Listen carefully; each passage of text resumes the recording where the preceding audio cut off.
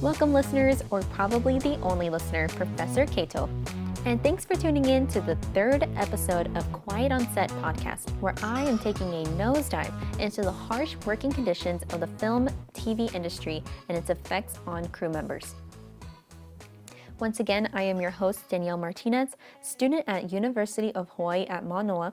This podcast was created for my COM 490 senior thesis class and will hopefully educate you as the listener on the sometimes harmful culture on TV and film production sets. As someone who started working in this field about 2.5 years ago, I've experienced and heard of situations that made me worried for the crew members around me. I've also experienced and heard stories of crew members sticking up for others and themselves, and it made me pay close attention to what the heck is going on set. For this episode, I'll continue with the second part of my discussions and analysis of the research results. I'll also give you a look into some of the limitations I faced while conducting this research, as well as my overall conclusion. Since the beginning of the COVID-19 pandemic, productions across the country shut down to follow safety guidelines. After a few months, streaming platforms such as Netflix began to see a demand for new streaming content, as well as interest in some of their original series. So Netflix began production again, when permitted, of course, and began employing these workers who didn't have any income for months. For some, the reboot of production was a beacon of hope and provided necessary income to many. However, the union group IATSE has stated that this increase of demand has exacerbated issues that existed pre-COVID. The turnaround times for workdays became shorter, and the demands for jobs increased when the number of people on set were limited. Job roles were being condensed and stacked, durations of jobs were being shortened, while the workload remained the same or increased. A part of this anger and longing to strike is due to the irony of being told a shoot doesn't have the budget for basic necessities such as a proper meal or an available toilet. Yet, working for a billion-dollar company such as Netflix, while in 2020, Netflix reported making $27 billion in annual revenue. While on the topic of finances, there is an industry-wide cry for higher and better living wages, especially for the lowest paid worker, usually a production assistant. In the survey results sent out on Facebook, 47.9% of the 57 respondents said they don't think that they receive fair compensation for their labor. 36.8% feel they are fairly paid, while the rest of the respondents said sometimes. Here are some of the answers from participants who wrote in their answers. Quote, sometimes. The actual wage is good, but when they abuse us by not breaking us for a meal or working us 16 hours or more, the money becomes not enough, end quote. Another participant wrote, quote, the work asked for has doubled while being on tighter deadlines. Streaming media is the worst. It's like making back-to-back full feature films with the pay of low-budget TV, end quote. To transition to my next point, I'll read another one. Quote, we are overworked and underpaid.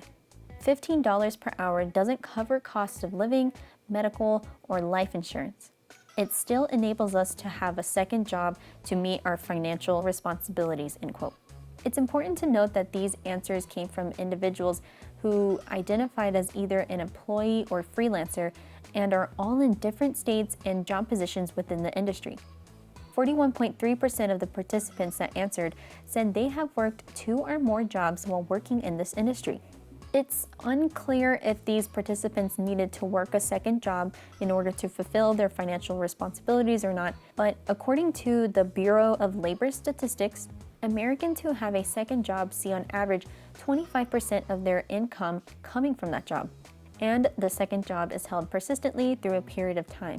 This can help explain the need for additional income to pay additional living expenses such as the health insurance, car bills, cell phone bills, etc. In 2020, it was reported that 31 million citizens did not have health insurance in the US. And in 2019, it was reported that 73% of those who were uninsured that year claimed it was because the cost of health insurance was too high. To speculate this in regards to those who work in the film and television production industry, a lot of these workers are contractors, freelancers, or gig workers, and would most likely not have job-based health insurance.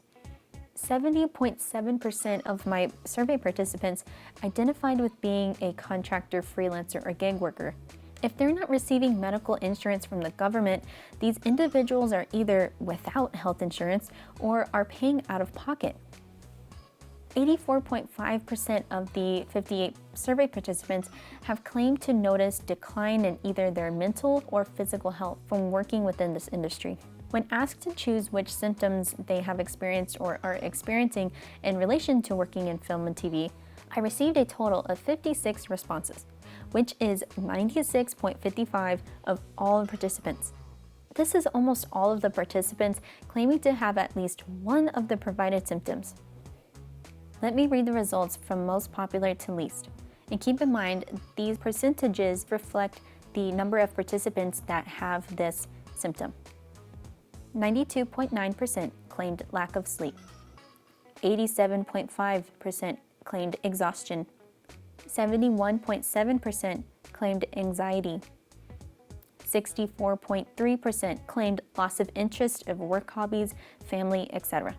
60.7% claimed depression, 58.9% claimed aching bones or joints, 41.1% claimed heat exhaustion, 32.1% claimed physical injuries such as broken bones, surgeries, large lacerations, 28.6% claimed PTSD, 26.8% claimed to be abusing substances such as drugs or alcohol, 26.8% claimed to have unusual aggressive actions or thoughts.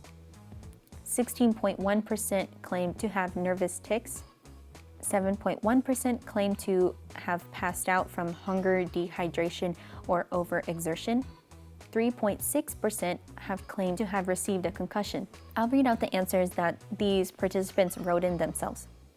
Quote, muscle pain, shingles, kidney stones, end quote. Quote, completely ignoring overall health by not getting yearly physical because no time to make an appointment, end quote. Quote, loss of interest in movies as a viewer, end quote. Quote, lack of confidence, end quote. The high number of results taken from this chart was shocking and wasn't expected. Workers are associating a lot of their mental and physical illnesses to this industry. Although it's important to note here that there isn't any proof that these symptoms are or are not from working in this field, constantly working these long hours and being put into positions they feel they have to just get through because it's their job is causing negative mental and physical health effects. As I read out, the most claimed symptoms were lack of sleep and exhaustion. A few entries received through this survey account their story and experiences with how dangerous lack of sleep and exhaustion can be. I'm going to read out a few of the quotes that I received. I feel it's really important to include these words from the survey participants. Quote 1. 6 weeks ago, after ending a 14.5-hour day at 4 a.m., I crashed my car into a road divider when I fell asleep at the wheel. I know more people who have fallen asleep at the wheel after work than not, end quote. Quote 2. I've driven home way too tired to be behind the wheel. I've almost been in accidents several times. I've gotten multiple UTIs from not being able to take proper breaks. I've broken my foot and my arm because someone did something unsafe on set and caused injury to me. I've gone complete days without eating. I've lost friends and relationships because I couldn't be present, end quote. Quote number 3. The average workday on set is a 12-hour day.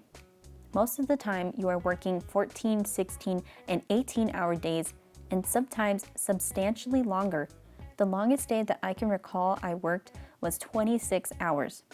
When we wrapped, I had to drive a 3-ton Mack to Los Angeles, which was an hour-and-a-half drive in morning rush hour. I wasn't sure how long I had fallen asleep at the wheel, but when I came to, I was far closer to town than I'd previously remembered.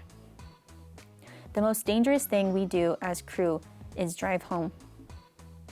We all know people who have gotten in accidents, and many of us know friends and coworkers who have died behind the wheel. We must all stand together. We must stop the inhumane cruelty that producers thrust upon us. Nobody should have to lose their life for making cinema. End quote. It's just important to note that some of those quotes were revised for length. But these are just some of the quotes that were given that allow a look into how real these issues are for the industry as a whole. Physical and mental toll workers feel to keep quiet on set just to get the project done is costing some people their lives. Limitation and conclusions. The survey was sent out in a popular Facebook group in hopes to gain more diversity in answers. The number of respondents could have been larger to better represent the overall opinions of members in this industry. The survey post could have been posted more frequently in this group since it had the potential to reach, give or take, 1 million group members over an extended period of time. However, this survey was only posted once.